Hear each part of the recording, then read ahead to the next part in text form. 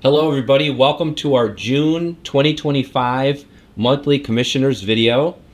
And as you see, we not only have Commissioner Jody Hill Lilly, we have special guest, Chief Administrator of Government Affairs and Policy, Vinny Russo. Hello, everybody. Commissioner Vinny, welcome. Thank you. Thank you. Thank you. I'm so thrilled to have Vinny with us. But as usual, I'd like to start by saying thank you to all of you for everything that you do every day. It is so deeply appreciated. We sacrifice of ourselves, and whether I'm talking about our staff or our providers or even our community, thank you, thank you, thank you for being the village to protect our kids and families.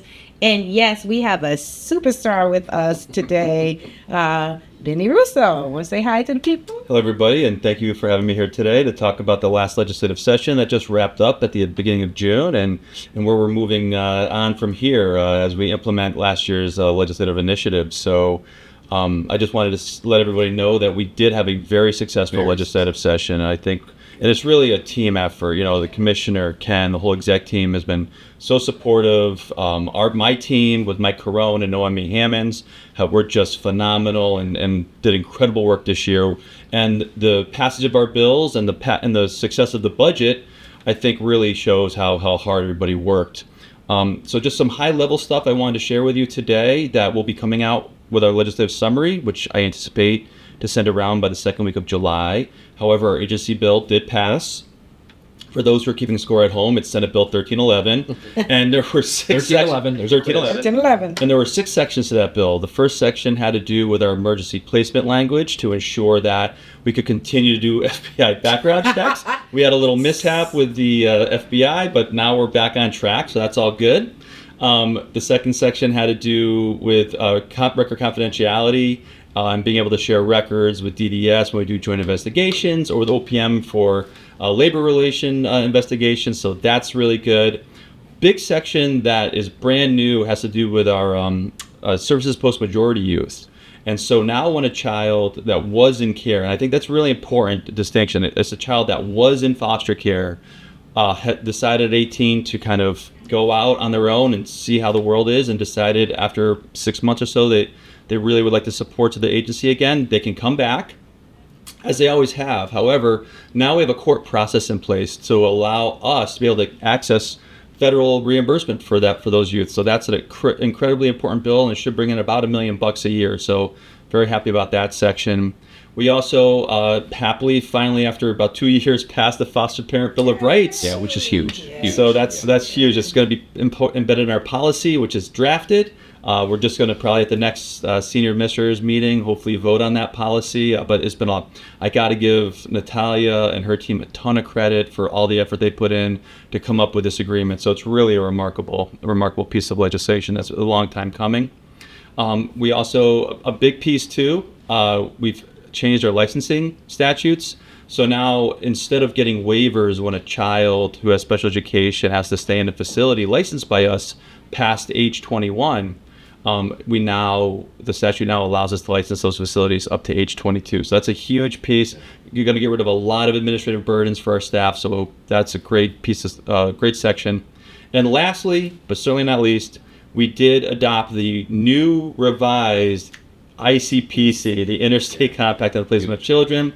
We are the 18th state, so that's great. We need 17 more. We need 35 states in total to have the new compact take effect. But by passing it and being among the first 35, we'll have a seat at the table to do the rule making for the process and really ensure that Connecticut is covered moving forward. So that's our agency bill. A lot more happened. More importantly, we killed or modified a lot of bills that would have been detrimental to the agency. But we wanted to give everybody a quick update.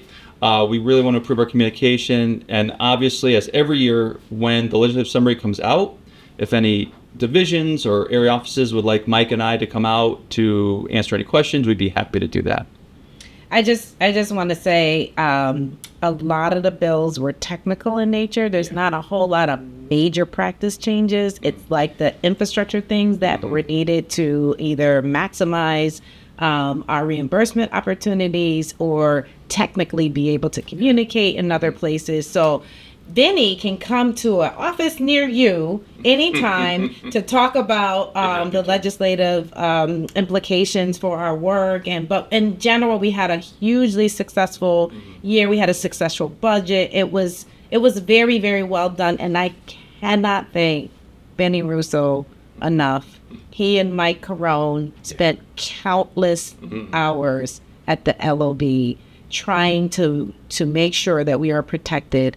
And so I cannot thank you enough. You all don't have any idea what this man does. I'm talking 11, 12, 1 o'clock in the morning. I mean, it is a lot of work that's being done.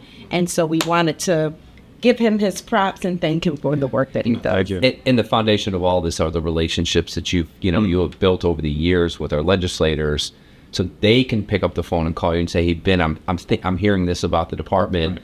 What's your take? What do you know?" And a lot of what could be proposed for us to do, which we would need to guard against, doesn't even get drafted Right. because you have those relationships. So again, great job. Hopefully you and Mike are getting some sleep, and we'll keep moving right along. Thank you very much. And I too wanna thank all the staff that work along the side of Benny, all the legislators. I mean, we have amazing legislators, and so and We're very providers. Yeah, and we just it was a great session for us. It was. The team effort. It was really remarkable. It's great working with this amazing team as always, and that's what breeds success. All right, and we'll get that update and the formal bills Yes. out in probably the second week of July, Yep. as you said.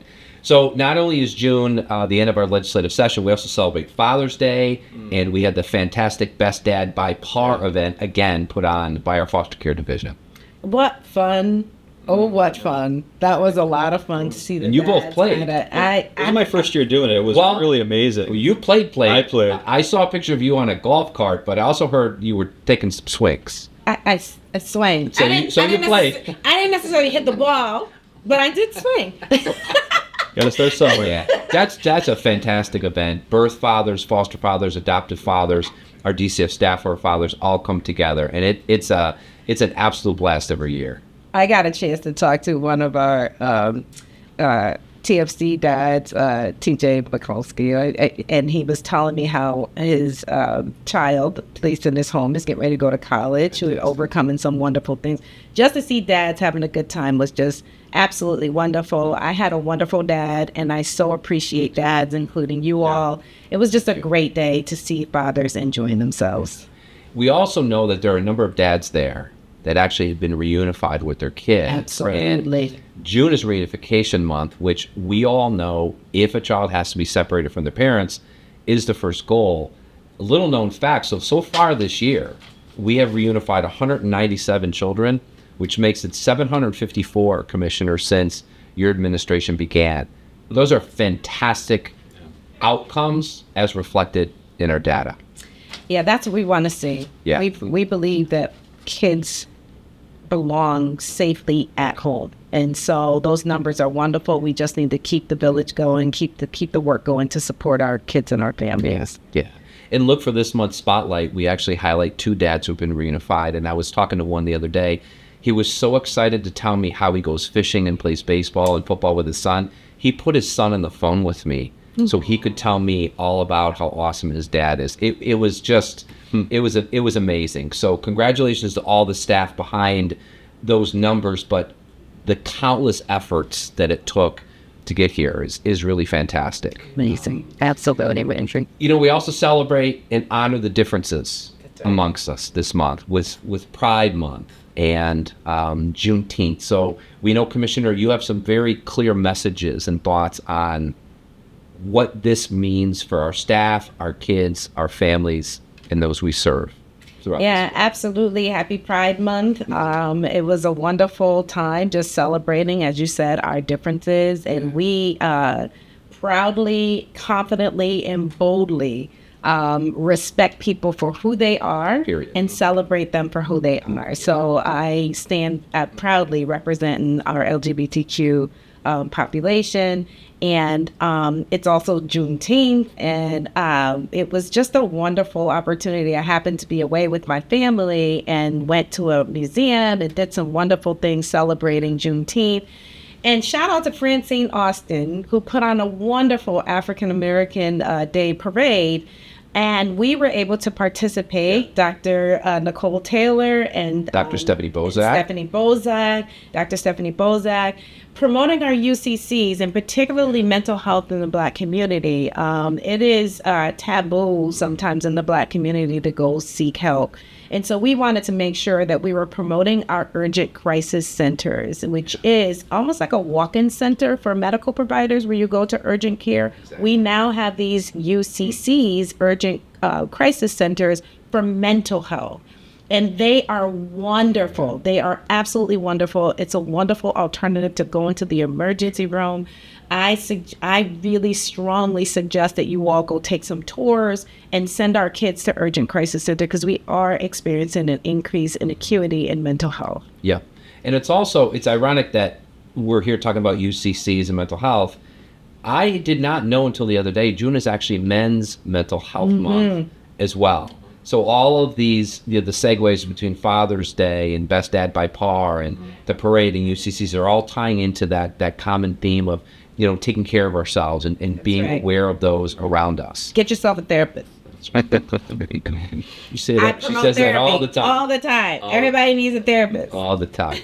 All right. So we're less than 2 months away, actually knocking on the door, probably 45 days away from CT Kind going live. I've taken the training. Kudos to Liz Stokes for the way she handled our group. She was absolutely fantastic. It's coming. It's coming. It is coming. Yeah. August 7th, we promised.